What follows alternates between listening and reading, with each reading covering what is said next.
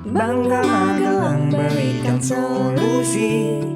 Ruang rambutnya Wong Magelang merumuskan visi di Magelang TV. Hanya di Bangga Magelang, ruang rembuknya Wong Magelang. Salam jumpa pemirsa, bagaimana kabar Anda? Menjelang pilkada di akhir tahun ini atau tepatnya di Desember 2020, memang perlu banyak kewaspadaan di mana ada pemberitaan atau berita-berita yang tidak teruji atau berita hoax. Bukan itu saja, ada juga hate speech, bisa juga ada black campaign. Banyak sekali hal-hal di luar sana yang bertebaran di website maupun di sosial media. Perlu diketahui juga penggunaan sosial media memang semakin meningkat karena ada COVID-19. Dikarenakan COVID-19 pengguna media bagi orang atau warga memang sangat masif sekali, di mana keterbatasan dalam penggunaan hal-hal atau berkaitan dengan kegiatan luar juga memang sangat diperlukan, di mana protokol kesehatan social distancing juga sangat harus kita tegakkan.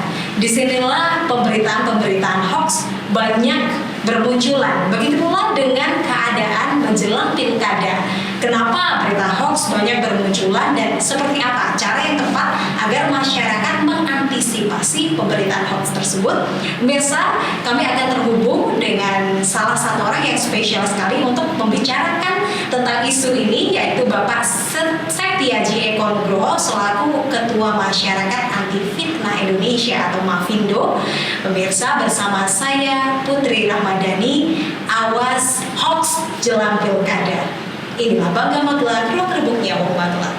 Bangga Magelang berikan solusi. Ruang rambutnya Wong Magelang merumuskan visi di Magelang TV. Hanya di Bangga Magelang, ruang rembuknya Wong Magelang.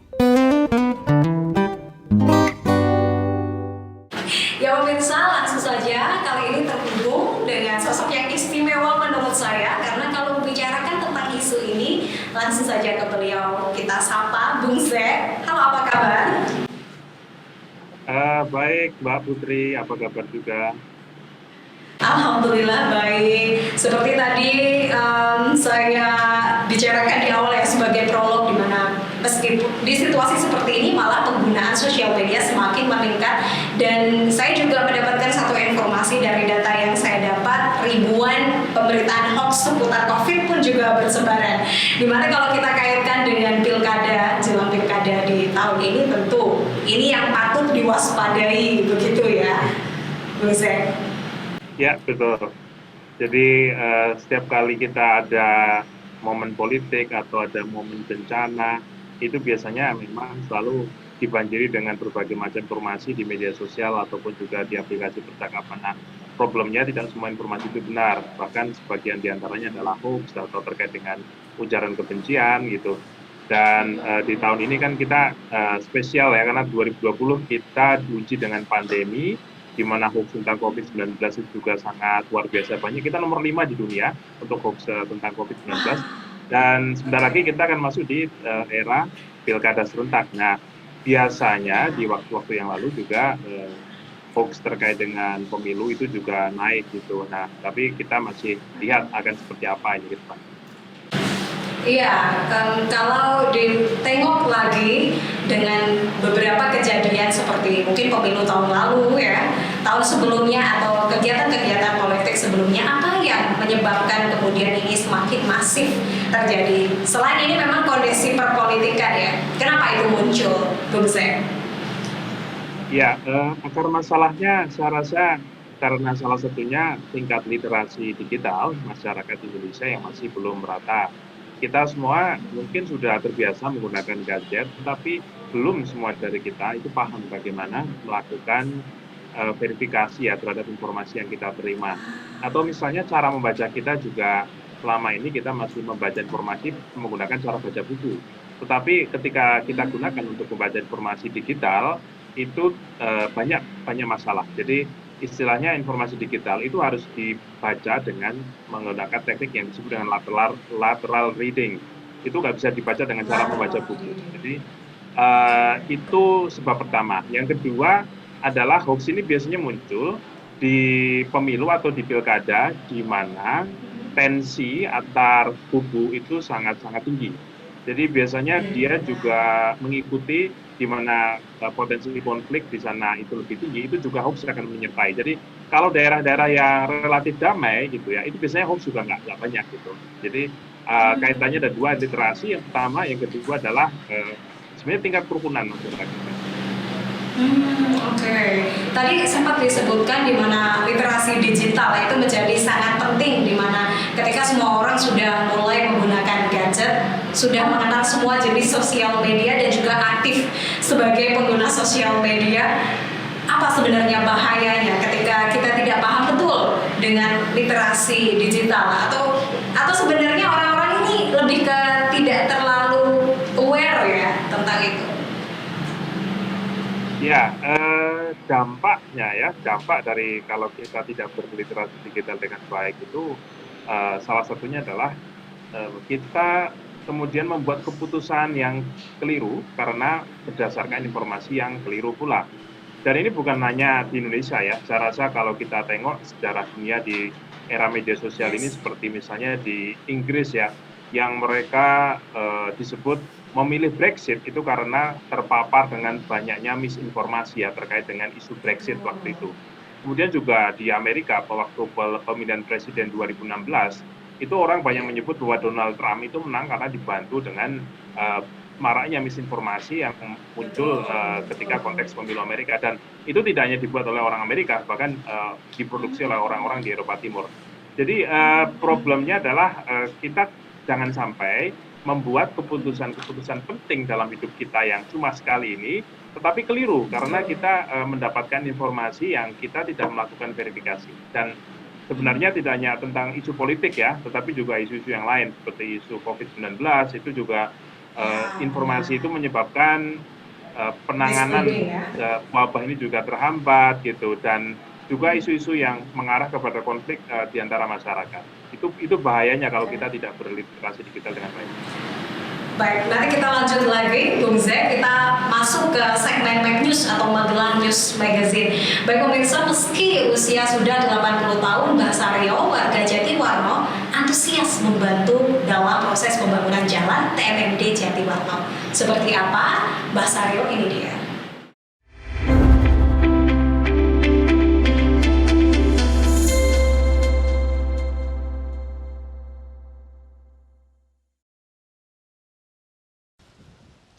Meski usia sudah 80 tahun, namun konsistensi dari Mbah Saryo, warga asli Desa Jatiwarno tidak diragukan untuk ikut kerja bakti membangun jalan.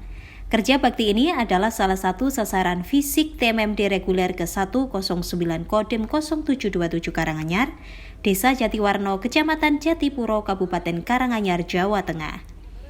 Sejak hari pertama pembangunan jalan yakni 22 September 2020 lalu, Mbah Saryo tak pernah absen untuk turut kerja bakti bersama TNI dan warga. Hingga menjelang berakhirnya pelaksanaan TMMD, laki-laki yang konon menjadi keluarga pejuang 45 itu tetap konsisten membantu pengecoran jalan.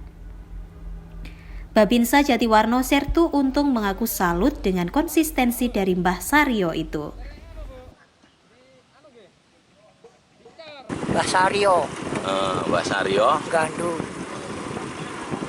RT Rolas. Jatiwarno. Liwat wong tani niku kangge liwat beton napa-napa sekeco. Remen. Oh, nggih. Terus jalan-jalan sami sae nek mlampah-mlampah sekeco. Mbah Saryo menyampaikan dirinya ingin terus semangat membantu pengecoran jalan TMMD Kodim Karanganyar hingga akhir. Selaku warga yang sudah tua, dirinya merasa bangga dan senang adanya pembangunan di Petahunan. Mbah Saryo juga merasa terpanggil untuk ikut mensukseskan pembangunan jalan di desa ini. Dirinya juga berdoa semoga seluruh pejabat di Karanganyar sehat, sejahtera, panjang umur, dan murah rezekinya. Tim Liputan melaporkan.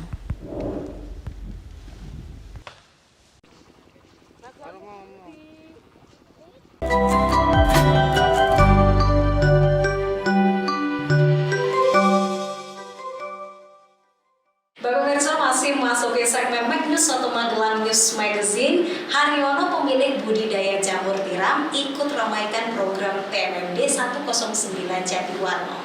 Ternyata banyak juga ya ragam jenis usahanya. Kita simak bersama.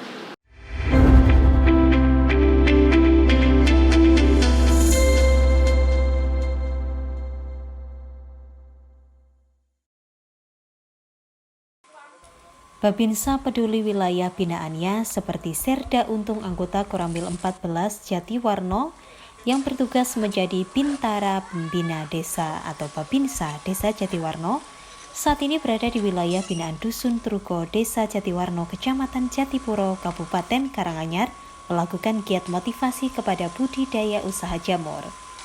Kegiatan Babinsa yang dilakukannya adalah memonitoring budidaya jamur tiram di wilayah binaannya. Alasan kepeduliannya adalah karena dampak COVID-19 sangat mempengaruhi kehidupan termasuk perekonomian warga di Dusun Jatiwarno Jajar. Diakuinya, kebetulan dirinya bersama kepala desa memang sengaja untuk turun memberikan motivasi dan semangat kepada warga supaya terus berkarya berinovasi terutama dalam hal ketahanan pangan. Kebetulan warga Dusun Trugo Desa Jatiwarno mempunyai kreativitas yaitu budidaya jamur tiram. Isnianto, 40 tahun, pemilik budidaya jamur tiram Dusun Trugo menyambut baik program TMMD 109 di desanya karena akses untuk membeli bahan baku lebih cepat dan mudah. Dikatakannya bahwa kedatangan Babinsa tersebut sangat mensupport kelompoknya untuk kembali berusaha setelah sempat kesulitan mendapatkan bahan akibat pandemi COVID-19. Isnianto juga mengatakan bahwa sebelumnya dirinya sempat kesulitan mendapatkan bahan pembuatan jamur ini. Tetapi kita terus berusaha. Sulitnya memang karena efek COVID-19. Assalamualaikum warahmatullahi wabarakatuh. Nama saya Isnianto dari UMKM Produksi Backlog Jamur Kupendang Tiram Yumiana Meselium Dusun Brenggolo Desa Jatiwarno. Dengan adanya TMMD reguler ke 109 tahun 2020, saya terbantu dalam penyesuaian bahan dasar pembuatan log jamur dan crispy jamur di wilayah Desa Jatiwarno.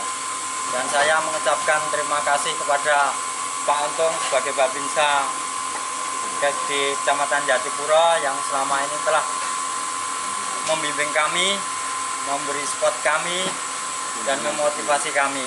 Dan kami ucapkan juga terima kasih kepada Kodim 0727 Karanganyar. Demikian saya ucapkan banyak terima kasih kepada bapak-bapak seluruh TNI TMMD. Assalamualaikum warahmatullahi wabarakatuh. Selain berkunjung dan memonitor usaha, Kepala Desa dan juga Sertu Untung juga turut aktif dalam proses pembuatan jamur tiram. Ketika berkunjung, sehingga semakin membuat semangat kerja dan senang hati para warga Jatiwarno dan menyambut baik adanya program TMMD 109 di desanya. Tim Liputan melaporkan.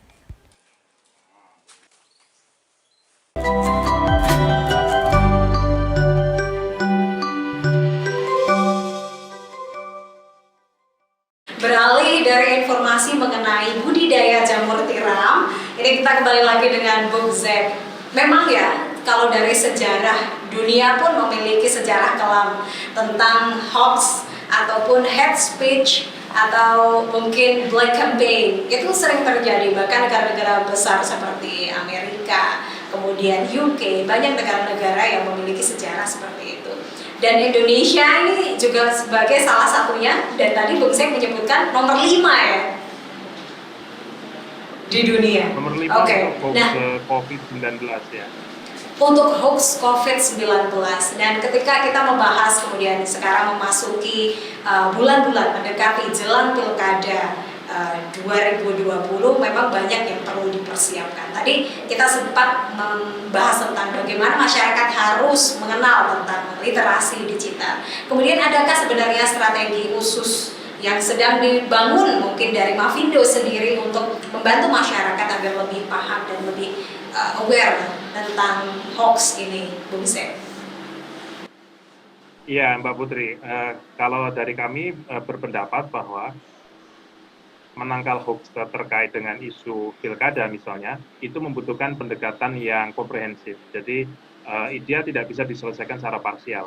Jadi komprehensif itu paling tidak kita lihat dari sudut pandang yang pertama, butuh adanya upaya periksa fakta. Jadi ketika misalnya ada isu yang beredar di masyarakat, yang kemudian bisa mengarah kepada konflik horizontal, bisa mengarah kepada keresahan atau kepanikan, itu harus dijawab. Jadi harus ada pihak-pihak yang secara aktif itu menjawab di sana.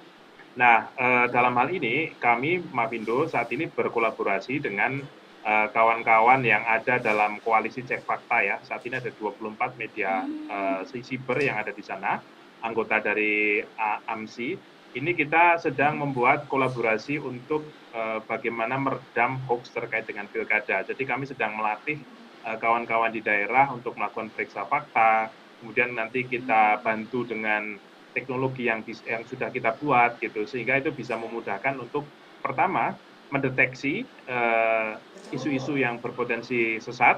Yang kedua adalah bersama-sama melakukan diseminasi terhadap klarifikasinya, sehingga hoax yang muncul itu tidak sampai merusak atau berdampak serius kepada masyarakat. Kemudian yang kedua adalah kami merasa bahwa salah satu upaya penting juga adalah terus menyuarakan atau menggerakkan gerakan edukasi literasi digital kepada masyarakat. Dan kita berharap gerakan edukasi literasi digital ini bukan isu eksklusif, tetapi dia adalah isu umum yang seharusnya juga dipanggul oleh para tokoh masyarakat, oleh para tokoh agama, oleh ketua RT, ketua RW.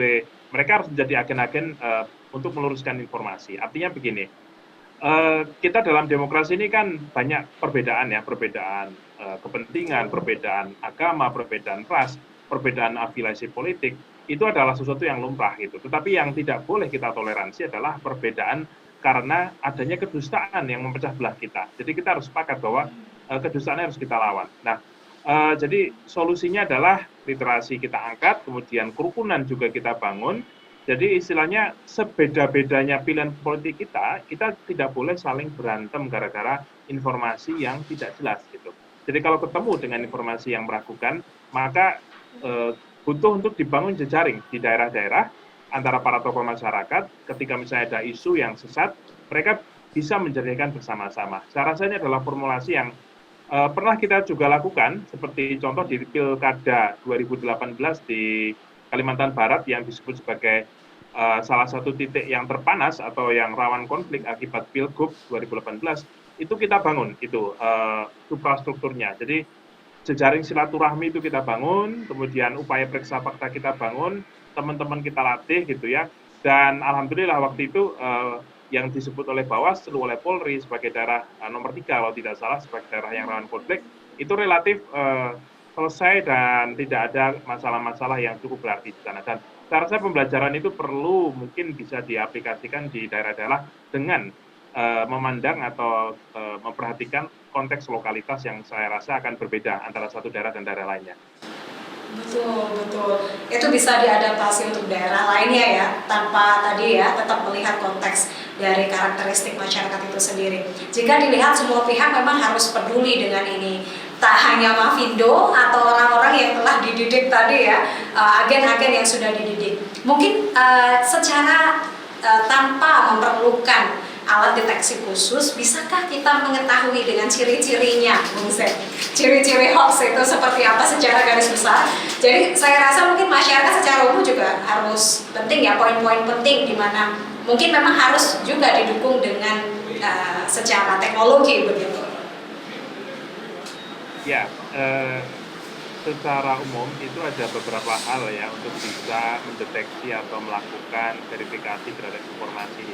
Tetapi sebelum kita menggunakan teknologi ya, misalnya berbagai aplikasi yang bisa membantu kita secara digital, sebenarnya kalau kita baca informasi yang muncul di media sosial kita atau di grup WA kita, itu sebenarnya ada beberapa ciri-ciri yang bisa langsung kita tangkap gitu ya. Ini kayaknya informasinya melakukan nih, jadi sebaiknya saya jangan percaya gitu. Nah, yang pertama itu adalah biasanya informasi itu dibumbui dengan judul-judul yang sensasional, yang bombastis. Yang kalau kita baca itu kemudian kita pengen marah gitu ya kepada orang lain. Yang kita kemudian langsung emosi. Nah, itu yang pertama. Jadi kalau ketemu dengan informasi dengan judul-judul semacam itu kita harus langsung sadar, ini kayaknya ciri-ciri hoax nih gitu. Kemudian yang kedua adalah biasanya informasi itu tidak dilengkapi dengan sumber yang jelas gitu. Jadi ketika misalnya dikasih link, kadang-kadang linknya itu dia masuknya ke situs yang abal-abal. Jadi bukan ke situs abal-abal atau mungkin periklanan atau yang lain. Kita jeda sejenak Bung Zek, nggak apa-apa ya. Ada sejenak berita masuk lagi ke segmen Back News, Magelang News Magazine pemirsa.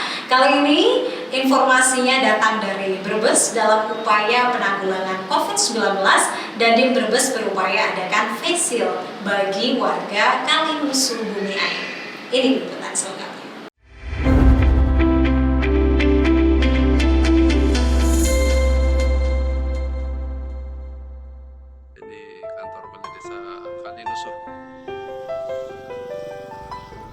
Dandim 0713 Brebes, Letkol Armet Muhammad Haikal Sofyan menghimbau kepada warga masyarakat Desa Kalinusu, Kecamatan Bumiayu, Kabupaten Brebes, Jawa Tengah, agar tetap mengedepankan protokol kesehatan COVID-19 saat bekerja membantu TNI di pekerjaan fisik pra-TMMD reguler 109 saat ini, maupun saat TMMD reguler mulai diresmikan 22 September 2020 nanti.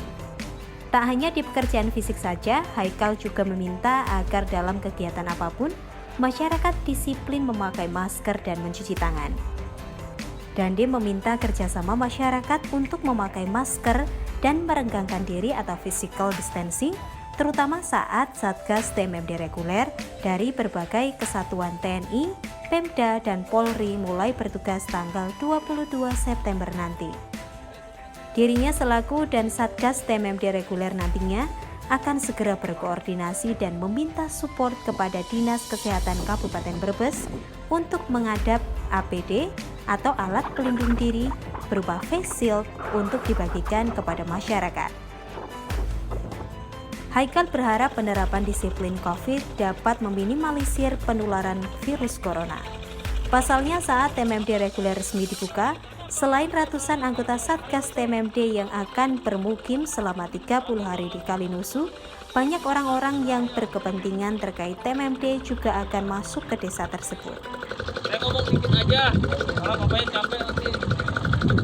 Ya, kita dari Angkatan Darat, kalau Pemda, apa mau ikut buyut di sini.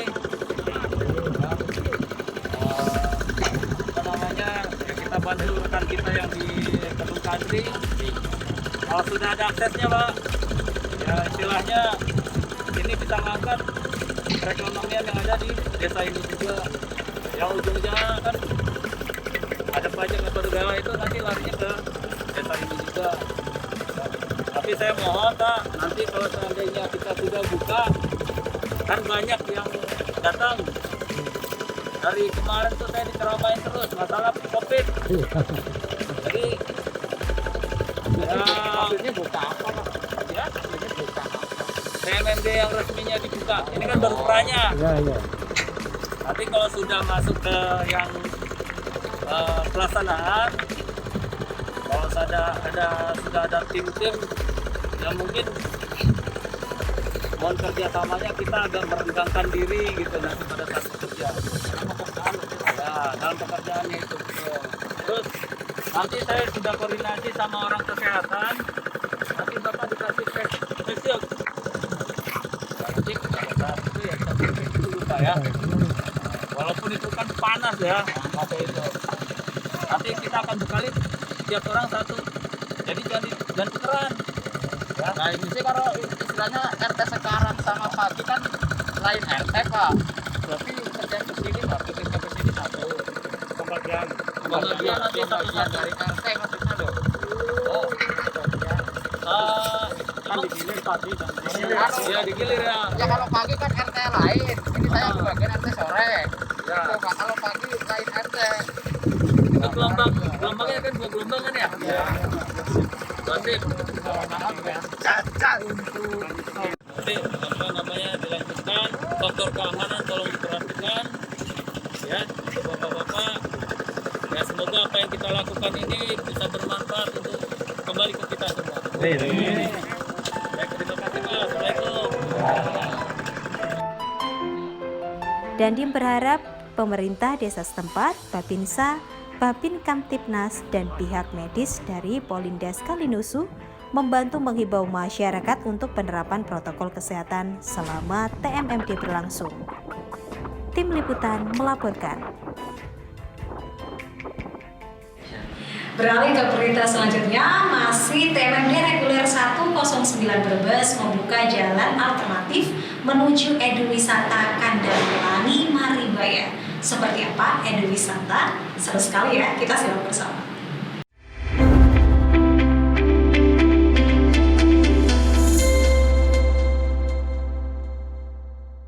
Ini sudah berada di Maribaya. Demikian disampaikan Kepala Dinas Peternakan dan Kesehatan Hewan DPKH Kabupaten Brebes, Jawa Tengah, DRH Ismu Subroto MSI saat diwawancarai di ruang kerjanya Selasa 16 September 2020.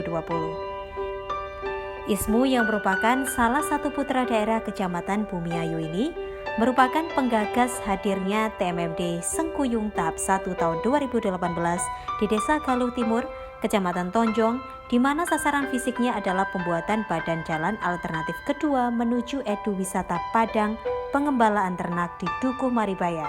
Eduwisata Kandang Pelangi, Desa Kalinusu, Kecamatan Bumiayu, sepanjang 1.250 meter, lebar 4 meter. Ia juga sangat mengapresiasi upaya Pemkab Brebes dalam membuka jalan baru yang juga direncanakan sebagai akses alternatif ketiga, yaitu dari pertengahan jalan TMMD reguler 109 Brebes sepanjang 1,6 km, lebar 4 hingga 6 meter, membelah bukit menuju Maribaya. Ditegaskannya, saat ini jalan utama menuju Eduwisata Ladang Pengembalaan Ternak di Dukuh Maribaya kondisinya rusak cukup parah, sehingga rencana adanya alternatif jalan ketiga dari jalan TMMD reguler menuju Dukuh Maribaya akan menjadikan pilihan baru bagi para wisatawan yang akan hadir. Dijelaskannya, rusaknya akses jalan saat ini dikarenakan labilnya kontur tanah mulai dari Desa Galuh Timur, Kecamatan Tonjong, menuju aset yang dikelola pihaknya, yaitu ladang pengembalaan ternak sapi Jabres atau Jawa Brebes seluas 104 hektar. Pemilihan lokasi yang sangat luar biasa menurut saya, karena di sana ada tanah Pemkab 336 hektar dan di situ ada 150 KK prasejahtera dan itu terisolir. Jadi justru itu suatu yang sangat luar biasa untuk pemilihan lokasi. Dan perlu diketahui bahwa di Maribaya itu sebetulnya petilasan dari Pangeran Purbaya Penon, dan masyarakat di sana tahu bahwa prediksi orang tua leluhur dulu itu bilang suatu saat Maribaya akan menjadi segoro atau menjadi kuto. Dan ini kelihatannya dengan adanya TMMD ke sana itu menuju Maribaya menjadi kota, dan itu prediksi leluhur dari zaman dulu. Makanya kami sangat bersyukur sekali kalau misalnya TMMD yang begitu responsif dan begitu jeli untuk melihat lokasi yang terpencil dan warga yang sangat membutuhkan akses jalan. Kalau hujan luar biasa, becek nggak bisa dilewati, makanya kita mengadakan off-road kalau misalnya ke lokasi dengan tamu-tamu itu dengan jeep off-road. Tapi kalau kemarau kering kerontang. Dan itu kita juga mendukung kegiatan dari Pemkab atas perintah Ibu Bupati untuk membuat desa mandiri energi. Jadi di situ nanti kita juga bikin bioreaktor kapal selam untuk membuat energi terbarukan. Jadi di situ nanti kita bikin energi terbarukan untuk masyarakat. Kemudian juga Ibu Bupati memerintahkan untuk menjadi kawasan pelestari sapi Jabres. Sapi Jabres itu adalah sapi endemik milik Brebes, sapi Jawa Brebes.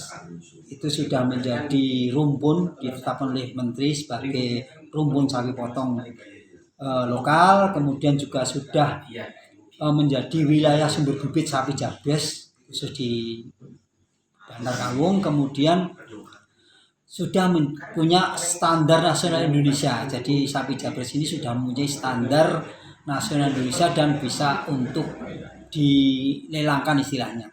Itu bisa secara nasional bisa melihat bahwa sapi Jabres benar-benar komoditas lokal yang sangat luar biasa dan itu dipunyai Brebes. Jadi sangat luar biasa ABRI bisa memberikan akses yang untuk TMMD, dan ini kelihatannya yang kedua, tahun kedua. Tahun pertama itu 2019 itu lewat Galuh Timur sampai ke perbatasan Maribaya, dan antusiasme masyarakat sangat luar biasa. 1,2 kilo kali 4 meter wakaf tanah warga yang diberikan akses untuk TMMD 2019. Dan 2020 ini kelihatannya ada akses baru lagi yang mulai dari desa Kalinusu yang menuju Maribaya. Memang Maribaya ini bisa diakses dari Kalinusu lewat hutan, kemudian dari Galuh Timur, dan dari Kalijurang, desa Kalijurang. Saya terima kasih sekali karena kita punya kegiatan Padang Pengembalaan Maribaya yang ini satu-satunya kegiatan yang ada di Pulau Jawa, itu di Brebes. Ada padang pengembalaan 104 hektar, kita punya 110 sapi jabres sana, kemudian kita punya kawasan kambing yang milik warga yang semula tahun 2016 itu cuma satu orang rata-rata punya 1 ekor, itu pun gaduhan. Sekarang sudah sampai 5 sampai 10 ekor kambing. Nah, itu luar biasa. Jadi secara peningkatan ekonomi sebenarnya sudah meningkat teman-teman di Maribaya. Kami berharap dengan adanya TMMD ini tidak cuma sekedar makadam, kalau bisa nanti ditingkatkan lagi, dan itu nanti aksesnya biar dari Kalinusu Maribaya, Talok Maribaya, kemudian Galuh Timur Maribaya. Jadi 3 akses ini, karena di situ ada ekowisata yang mengaitkan dengan kegiatan yang Sungai Purba. Jadi ditemukan fosil yang 1800 sebelum Masehi itu kan ada yang fosil tertua di Indonesia sebetulnya di daerah Galuh Timur, dan itu dikaitkan dengan jalan ke Maribaya. Makanya kita bikin ekowisata Maribaya Kali Purba sampai Maribaya. Dan itu sangat mendukung sekali. Terima kasih TNI, sangat luar biasa untuk kegiatan-kegiatan yang bisa mengakses jalan tempat-tempat terisolir, dan luar biasa TNI. Mudah-mudahan ini terrealisasi dan menjadikan Maribaya menjadi kota. Dan itu mudah-mudahan dengan adanya, dan mungkin perlu diingat untuk Maribaya ini sebetulnya adalah petilasan dari Pangeran Purbaya yang konon mokso di daerah sana, dan itu ada petilasannya. Insya Allah mulai kalau lihat leluhur di sana harus dengan hati bersih, tidak boleh berselisih, dan harus hati-hati. Dan rata-rata mereka teman-teman di sana tahu sopan santun di sana, dan insya Allah dengan adanya kegiatan-kegiatan yang luar biasa dan ikhlas serta benar-benar berjiwa untuk memperbaiki lingkungan akan terbuka dengan sendirinya. Karena sejak 2016 kita geolistik nggak ada air, tapi begitu kemarin Muharram, 10 Muharram itu udah mulai tampak sumber-sumber air di tempat kerukan-kerukan yang cuma 4 meter. Kita bikin bioreaktor kapal selam, jadi yang nanti akan membuat Maribaya ini menjadi kota lah. Jadi nanti ada listrik yang bisa menerangi seluruh Maribaya. Insya Allah seperti itu. Jadi mohon bantuannya sekali lagi, ini suatu yang sangat luar biasa bagi kegiatan TNI Manunggal, dan itu kami sangat berharap untuk berikutnya, untuk kita juga ingin ada karya bakti mandiri TNI. Nanti kita coba, karena di sana ada 104 hektar, dan itu dengan kondisi alam yang seperti itu, dengan pendanaan yang mungkin tidak banyak, tapi nanti dengan kegiatan bersama bisa menjadikan Maribaya ini menjadi padang pembalaan yang bisa untuk ekowisata, bisa untuk pelestarian, juga bisa untuk mengangkat ekonomi masyarakat setempat, dan jadi kebanggaan Brebes, bahkan mungkin Jawa Tengah, karena satu-satunya padang pembalaan di Jawa Tengah itu ada di Brebes. Mudah-mudahan kami berharap nantinya akan menjadi dari Brebes untuk Indonesia. Seperti itu. Terima kasih. Ini Maribaya, sapinya sudah Dijelaskan dirinya menantikan adanya program pembangunan infrastruktur lanjutan dari jalan TMMD reguler saat ini menuju Edu Wisata Kandang Pelangi, sehingga manfaat ekonomi dari jasa pariwisata juga dapat dirasakan 150 KK di Duku Maribaya. Tim Liputan melaporkan.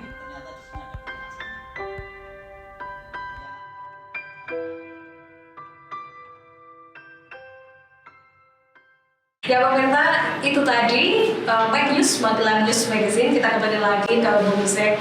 Tadi kalau kita melihat ciri-ciri secara garis umum, ada yang pertama tadi biasanya rata-rata itu judul-judul sensasional, clickbait mungkin ya. Lalu yang kedua adalah sumber yang kadang tidak jelas gitu. Silakan dilanjutkan lagi Bung Zek. Ya, biasanya berita-berita yang tidak ada sumber yang jelas itu kemudian dibumbui dengan hal-hal yang sifatnya kadang-kadang teknis gitu ya, sehingga dia seolah-olah meyakinkan gitu. Padahal sebenarnya kalau kita teliti atau kita tanyakan kepada ahlinya itu sebenarnya tidak nyambung gitu. Jadi pastikan masyarakat kalau ketemu dengan informasi semacam itu, kalau tidak dicari ya di sumber yang lain itu nggak ketemu, maka jangan dipercaya dulu, apalagi menyebarnya ya, karena risikonya bisa banyak. Kemudian yang lain saya rasa ketika misalnya informasi-informasi itu ditambahi dengan gambar-gambar yang bisa jadi editan ya. Jadi ketika misalnya muncul dengan sebuah gambar, masyarakat juga harus skeptis dulu, karena bisa jadi gambar dengan tulisan itu kadang-kadang sebenarnya hal yang berbeda. Misalnya ada gambar yang muncul 4 tahun yang lalu atau 5 tahun yang lalu, tetapi seolah-olah, wih ini kemarin baru ada kerusuhan nih gitu. Ya, jadi itu saya rasa yang perlu diperhatikan. Nah, itu setidaknya hal-hal yang sederhana lah, yang paling tidak masyarakat bisa istilahnya sebelum meyakini sebuah informasi, kalau ada ciri-ciri yang tadi itu hati-hati gitu ya, hati-hati. Bukan berarti pasti salah, bukan, tetapi pada umumnya informasi-informasi yang dengan judul sensasional, sumbernya tidak jelas, kemudian disertai kadang-kadang gambar-gambar yang belum tentu benar gitu ya, itu kadang-kadang mudah menipu kita, yang menggerakkan kita. Kemudian juga kalau kita ngecek misalnya menggunakan Google ya, sebuah judul informasi itu dicari kok nggak ketemu, nggak ada berita-berita misalnya dari Jawa Pos, dari Kompas atau dari Republika yang menayangkan, ya kita juga patut curiga. Jangan-jangan ini adalah buatan dari pihak-pihak yang tidak bertanggung jawab. Mungkin itu Mbak Putri. Oke, jadi Bung Zek tadi sempat menyebutkan terkait sebenarnya hoax itu nggak cuma narasi saja, tetapi ada juga kaitannya dengan foto, kemudian dilanjutkan dengan narasi, atau bisa jadi memang gambar atau ilustrasi foto begitu ya, yang kemudian diedit atau apa, itu juga berupa hoax ya. Mungkin ada jenis atau apa sih, Bung Zek, silakan.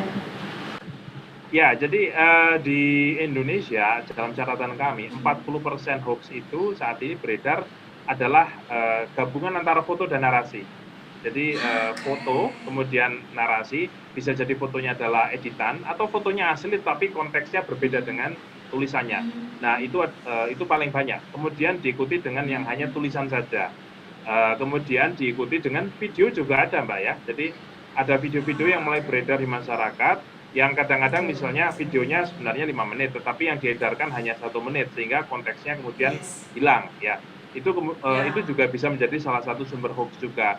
Atau video-video yang kemudian ada editan ya, proses editing sehingga video itu kemudian tidak merepresentasikan konteks aslinya. Tetapi ke depan itu juga kita akan menghadapi situasi yang lebih serius, yaitu munculnya deepfake ya, deepfake. Yaitu adalah video rekayasa hasil artificial intelligence yang dia bisa menirukan wajah kita, suara kita, gerak-gerik kita gitu. Dan saat ini mungkin ya beberapa aplikasi yang kita gunakan ya, seperti ada deepfake, kemudian reface gitu ya, atau TikTok ya, bahkan itu kan sudah bisa tuh nempelin wajah-wajah kita ke wajah orang lain. Nah, ke depan itu teknologi akan semakin canggih sehingga kalau kita tidak hati-hati itu kita bisa jadi tertipu seolah orang lain sedang bicara padahal dia tidak pernah bicara itu. Nah, itu mungkin beberapa hal yang patut kita waspadai. Selain juga misalnya kadang-kadang juga muncul ada screenshot percakapan WA gitu ya antara orang satu dengan orang yang lain. Nah, itu padahal bisa jadi itu adalah rekayasa karena saat ini sudah ada beberapa aplikasi yang bisa kita download dan kita bisa kemudian merekayasa seolah wah saya WA-an nih sama Mbak Putri padahal sama sekali kita nggak pernah WA-an gitu. Dan itu sih mungkin beberapa contoh-contoh yang saat ini masih sering terjadi ya di Masih sering terjadi. Ya benar sekali. Kalau kita kemudian menengok kepada regulasi yang sudah dimiliki bangsa Indonesia, ada undang-undang ITE gitu. Sebenarnya semua orang memiliki potensi untuk melakukan itu, ya kan, Bung Zek, dimana ketika orang tersebut memang tidak paham betul tentang literasi digital, bahkan mungkin bisa jadi saya atau teman-teman dekat saya ketika meyakini sesuatu yang sudah disebarkan, kita bisa dengan mudahnya menyebarkan itu begitu.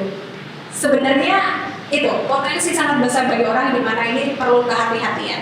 Kalau kita menengok ke regulasi yang sudah dimiliki kita, sejauh apa itu melindungi bangsa kita ini dalam pemberitaan yang tidak benar itu, Bung Zek? Ya, saya rasa memang problemnya adalah tidak hanya orang pendidikan biasa saja ya, kami juga punya catatan namanya doktor atau bahkan profesor pun kadang-kadang juga ikut menyebarkan hoax ya di media sosial. Nah kalau kita lihat dalam konteks regulasi itu kita punya setidaknya ada 3 undang-undang Mbak ya yang bisa dikaitkan dengan bagaimana menanggulangi hoax di Indonesia. Yang pertama adalah Undang-Undang ITE, yang kedua adalah KUHP, yang ketiga adalah Undang-Undang Nomor 1 Tahun 46 yang hukumannya paling berat itu pasal 13-14 ya, sampai ancamannya sampai 10 tahun pidana. Nah sebenarnya artinya kita sudah punya undang-undang yang bisa digunakan ya untuk menanggulangi atau menangkal hoax di Indonesia. Tetapi kita juga harus pahami bahwa penggunaan undang-undang ini juga harus sangat hati-hati sekali. Karena di satu sisi kita kan ingin melindungi kebebasan berpendapat masyarakat ya. Tetapi di sisi lain kita juga tidak ingin masyarakat kemudian lepas kendali, kemudian dia melanggar rambu-rambu yang ada. Nah, jadi penerapan undang-undang ini yang saya rasa sangat penting. Kita semua masih harus belajar karena masih ada beberapa kendala-kendala dalam menerapkan undang-undang ini. Dan itu pun sebenarnya undang-undangnya belum sempurna betul. Seperti undang-undang ITE itu dibuat ketika era hoax di media sosial itu belum asal. Dia dibuat tahun 2008 ya, sedangkan media sosial itu waktu itu dia baru tumbuh, jadi belum menjadi sebuah isu besar. Nah saat ini jadi sebenarnya kalau dibilang ideal banget mungkin kita belum punya, tetapi setidaknya dengan 3 undang-undang itu kita sudah bisa menangani kasus-kasus yang terkait dengan hoax. Itu pun fokusnya adalah ke dampak. Jadi tidak semua hoax kemudian diproses ya, hanya hoax yang kemudian membawa keonaran, kemudian membawa keresahan atau bahkan memantik pertikaian atau kerusuhan masyarakat, itu yang diproses biasanya. Kalau yang lain misalnya hoax-hoax yang sifatnya hanya memberikan informasi yang heboh gitu ya, tetapi sebenarnya bodoh saja gitu. Tapi istilahnya misalnya gini, wah ini ditemukan ada ikan raksasa di pantai di Jogja gitu ya, di Parangtritis gitu. Ya itu mungkin tidak menimbulkan keresahan atau apa gitu, hanya menimbulkan kehebohan. Nah seperti itu biasanya sih mungkin tidak perlu ya diproses pidana. Ini kan problem orang yang suka apa ya, pengen tahu sensasi. gitu ya. Ya gitu.